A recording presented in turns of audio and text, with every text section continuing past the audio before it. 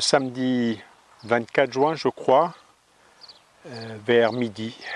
Il fait 25-26 degrés, donc les températures retombent un peu après l'épisode caniculaire que nous avons connu. Hier, il y avait un vent extrêmement desséchant. Alors, je voulais faire le point sur une question qui a préoccupé beaucoup de jardiniers ces derniers jours, celle de l'arrosage. On se trouve ici dans le tunnel dans lequel je cultive mes tomates, pour l'instant toujours ouvert, hein, je n'ai toujours pas mis la bâche, c'est toujours pas fini. Et vous pouvez constater que ces pieds de tomates ici, ou le pied de concombre qui est là, se portent parfaitement sous ce cagnard. Quand je dis parfaitement, vous n'avez pas de signe évident de flétrissement. Et ici, les concombres, je ne sais pas si ce sera dans l'image, sont tout à fait appréciables.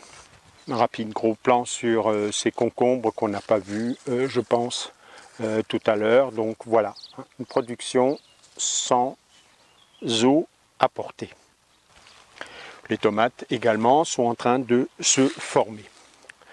Donc cela interpelle évidemment, hein, donc, le fait que tout ça en soit à ce stade sans aucun arrosage. Donc les pieds de tomates ont été plantés dans le foin, pas d'arrosage, contrairement à l'usage qui veut que quand on plante, et contrairement à ce qu'on vous dit dans tous les guides, il faut bien arroser après avoir planté. Donc c'était des plants en pot, trous dans le foin, mis dans la terre et basta.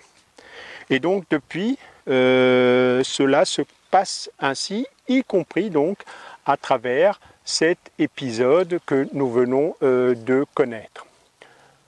Et donc évidemment, la question, comment fait-il pour se passer d'arrosage? Ce à quoi je vais essayer de répondre dans cette vidéo aujourd'hui. Comme dit à l'instant, hein, la situation est tout à fait comparable avec ces choux rouges ou encore ces céleris. Alors si de temps en temps il y en a un, ben, je vois ici qu'il penche, c'est qu'il a été attaqué par en dessous par les campagnols. Il a vraiment été entraîné dans le trou, de même pour les tomates. Mais disons, les plantes qui ne sont pas attaquées par en dessous, qui n'ont pas eu leurs racines complètement décimées par les campagnols, se portent toujours très très bien. Fenouil ici, céleri donc, pommes de terre, choux, et je pourrais continuer comme ça. Framboises, cassis, etc. Donc je disais, sans doute cela interpelle l'un ou l'autre d'entre vous, et on va essayer de réfléchir ensemble aux mécanismes mis en œuvre. Alors bien entendu, la première chose et le point de départ, c'est le sol. Le sol a, selon sa nature, une capacité de retenir plus ou moins d'eau. Plus importante pour l'argile, plus faible pour le sable, mais tous les sols, pourvu que la saison hivernale ait fourni assez de pluie, sont en sortie d'hiver, en début de printemps, gorgés d'eau.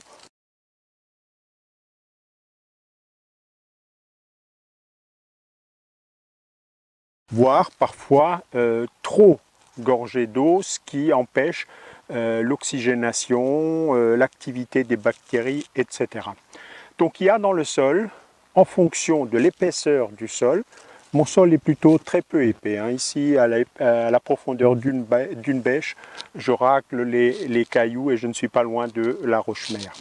En fonction de l'épaisseur du sol et donc de sa texture, c'est-à-dire de sa composition en sable, limon, argile, aura une capacité variable, capacité dont on va partir du principe que sous nos climats, ce ne serait pas évidemment pas vrai en Afrique ou dans des climats arides ou au Sahara, que cette réserve est pleine, alors que les légumes en hiver ne sont pas là. Donc il s'agit de préserver cette réserve et en particulier de la préserver de l'évaporation et surtout de l'action desséchante du vent. Cela se fait dans le potager du paresseux, comme dans d'autres formes de jardinage au naturel, par une épaisse couverture donc de matière organique, ici en l'occurrence le foin. Mais sur ce point précis, tout autre mulch ferait exactement le même effet. Pas le même effet de nourriture des organismes du sol, mais l'action protectrice contre l'évaporation serait exactement la même. Donc sous cette couche-là, le sol reste humide. Je vais passer en mode gros plan et on va creuser ici pour que vous puissiez le constater de vos propres yeux. Il est plutôt à l'ombre, donc je vais me déplacer à un autre endroit. Ne soyez pas surpris, je vais aller de l'autre côté pour avoir la lumière incidente. Voilà, donc de l'autre côté, bien que du coup un nuage me cache le soleil, on va ouvrir donc cette épaisse couche de foin pour constater que là-dessous, comme vous pouvez le voir, le sol est encore parfaitement humide après cette période de canicule. Il est aussi particulièrement creusé là par les galeries de campagnols qui sont en train de s'intéresser à mes pommes de terre. Mais donc vous voyez, ce n'est plus de la gadoue, mais vous avez encore de l'activité de vers de terre. Je me suis blessé. Ça c'est mes traitements cardiaques. Donc vous voyez là des vers de terre en pleine activité comme signe de cette humidité en ce 24 juin, il me semble. Les basses couches du foin humide en train de se décomposer, en train d'être minéralisées par les bactéries et les champignons, donc en train de fournir les éléments nutritifs dont mes légumes ont besoin. Le haut du foin sec, lui, fait le coup de la bâche et empêche le vent de dessécher et d'évaporer toute seule. Donc ça ne marche que s'il y a une épaisse couche de foin. Si vous mettez, je ne sais pas, je trouverai sûrement un endroit où il y a insuffisamment de foin, et là, évidemment, le soleil, le vent passe à travers. Si vous mettez ça de foin, c'est rien du tout. Comme on dit grossièrement, c'est comme si vous aviez pissé dans un violon, parce que le vent passe à travers, les rayons du soleil passent à travers et ça ne protège rien du tout. Donc on revient toujours à ce fondamental de la phénoculture, une épaisse couche de foin qui va donc se stratifier.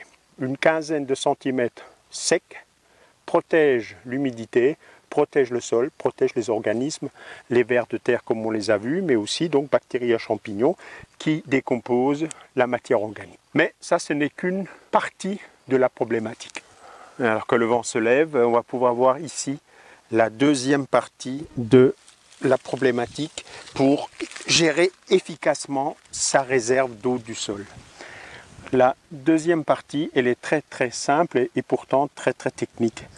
C'est que dans un sol alimenté par des matières organiques riches en cellulose, voire en lignine, donc le constituant du bois, se forme un réseau de filaments de champignons dans le sol qu'on ne voit en général pas.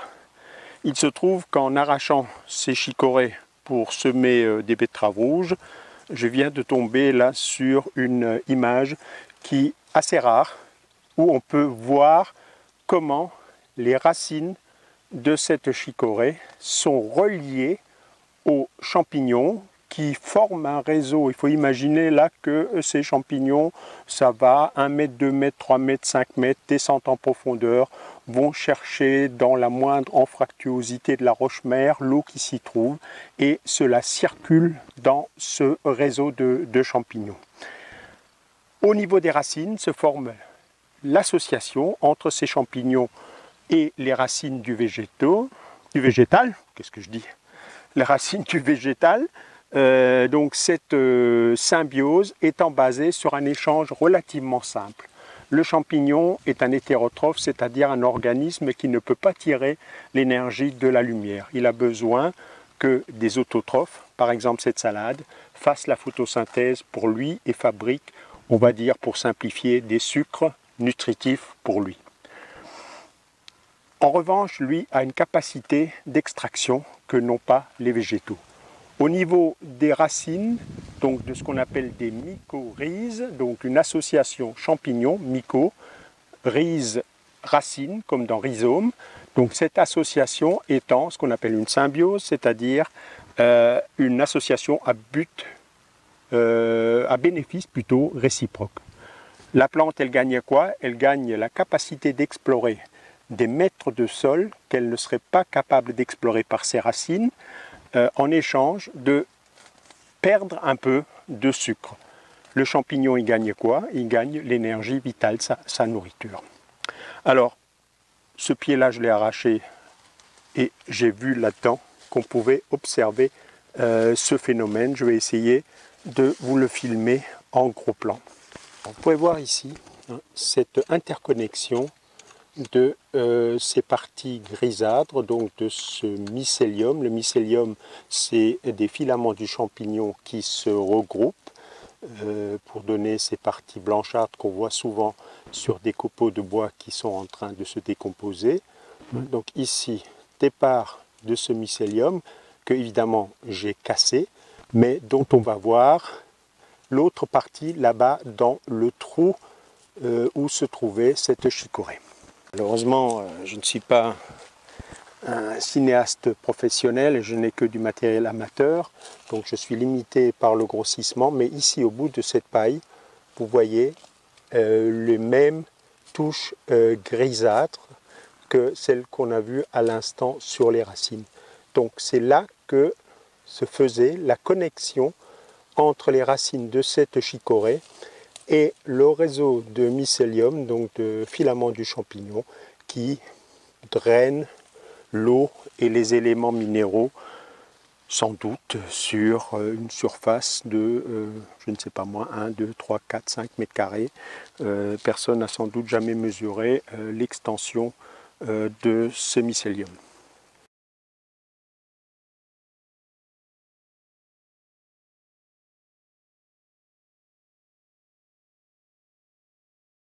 C'est la même chose hein, sur un autre pied, donc c'est pas juste la bête rare que je vous ai filmée.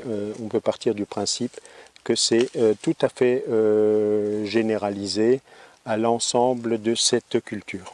Changement de décor, rebord de la fenêtre de la maison côté nord, là où elle est abritée par un sureau, et je mets le doigt pour que vous ayez une idée de l'échelle. Et qu'est-ce qu'on voit ici?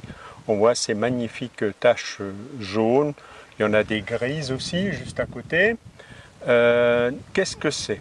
Eh bien, ce sont des lichens. Vous trouverez ça partout, en ville, sur du béton, sur des bordures. Donc cette maison a une vingtaine d'années. Ces lichens sont là depuis au moins une quinzaine d'années. Se développent très lentement. Alors comment est-ce qu'une plante, puisqu'il s'agit d'un végétal, peut-il se développer sur ce qui est à l'origine une roche, c'est même une roche synthétique. Ici, c'est un matériau recomposé. Et bien tout simplement par l'association de deux choses, encore une symbiose, c'est-à-dire l'association d'une algue verte, ces mêmes algues qui ont inventé la photosynthèse il y a 3,7 milliards d'années. Donc comment on peut capter, le mécanisme par lequel on peut capter l'énergie du soleil et faire de la biomasse à partir de simples minéraux et de l'eau et du gaz carbonique. Mais ces algues étant nées dans l'eau, ne se sont jamais posé la question de stocker et de gérer l'eau. Donc vous ne verrez jamais ces algues vertes sur un rebord de fenêtre, sur une roche comme ça. Vous les verrez éventuellement à l'intérieur de votre aquarium, pour ceux qui ont des aquariums. Vous avez là des algues vertes qui prolifèrent, un peu comme dans la soupe originelle dans laquelle est née la vie.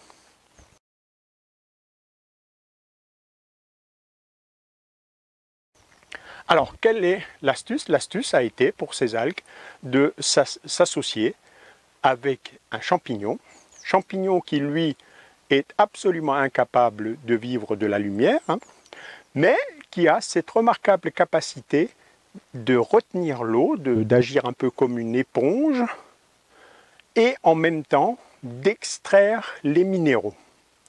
Et donc voilà nos deux joyeux cocos ensemble, l'un capable de tirer des minéraux de cette roche synthétique, même si c'est vraiment des milliardièmes de grammes, et de retenir de l'eau chaque fois qu'il pleut, de l'absorber, de la stocker.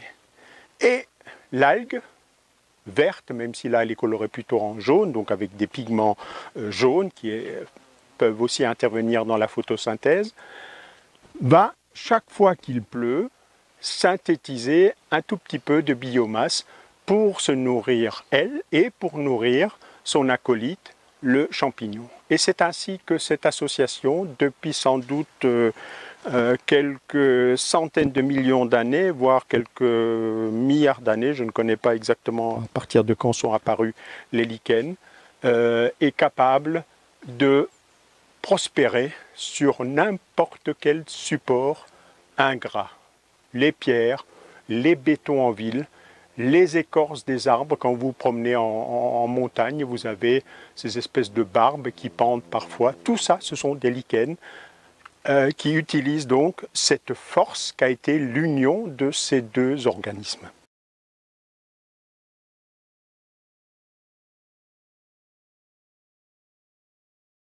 Alors voilà donc comment j'essaye de limiter à l'extrême l'arrosage de mes légumes, tout en essayant d'avoir une production très élevée, hein, donc une productivité comparable à un jardin conventionnel.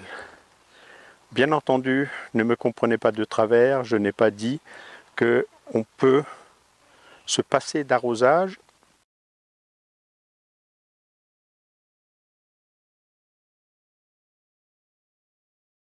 Si pendant 15 jours, 3 semaines, je ne sais pas combien de temps, il ne pleut toujours pas, arrivera le moment où la réserve d'eau du sol, même si elle est parfaitement explorée par les filaments du champignon, sera à sec.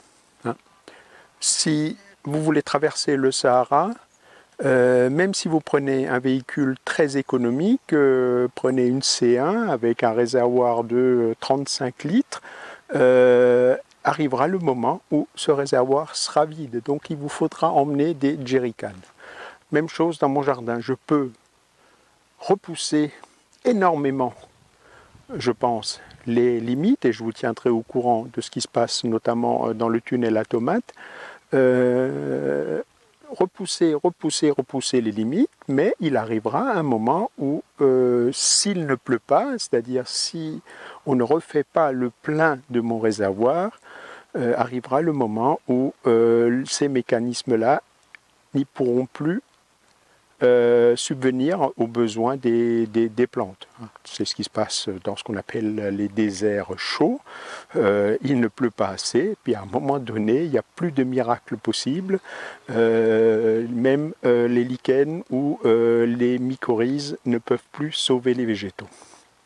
Première chose. Deuxième chose, alors j'ai bien sûr noté le commentaire que quelqu'un a fait sur YouTube comme quoi j'abusais de mon transat et je vais m'expliquer là-dessus. Le transat est un élément de jardinage absolument fondamental. Si je veux que ce mécanisme que je vous ai détaillé là marche parfaitement, il est impératif que je cesse de travailler la terre, que je déchire ce réseau de filaments qui est en train d'alimenter mon légume. Et c'est pour ça que vous me voyez avec une certaine insistance répéter sans travail du sol, y compris sans grelinette, parce que la grelinette déchire ce tissu de filaments. Et donc que de conférence en conférence, j'introduis le transat comme un outil de jardinage essentiel, au motif que pendant que je suis couché dans mon transat, je réfléchis quand même, de temps en temps je lis. Je ne fais pas de bêtises et je ne suis pas en train de détruire les mécanismes naturels qui permettent les effets que vous observez. Ne vous trompez pas, vous ne pouvez pas transiger en la matière. Je vois souvent des gens qui disent « Ah ben c'est intéressant », mais qui n'osent pas tout à fait. Alors ils donnent quand même quelques petits coups de binette, quand même quelques petits coups de grelinette, etc. Ben, vous déchirez le réseau de champignons qui s'est mis en place ou qui allait se mettre en place, et donc fatalement, vous retomberez dans la case jardinage où je dois créer le sol meuble, où je dois créer la fertilité, où je dois apporter de l'eau, donc arroser, donc un binage vaut 2 arrosages, vous retombez dans les mécanismes qui sont les mécanismes contraires à ce qui se passe dans la nature. Donc, faites comme moi,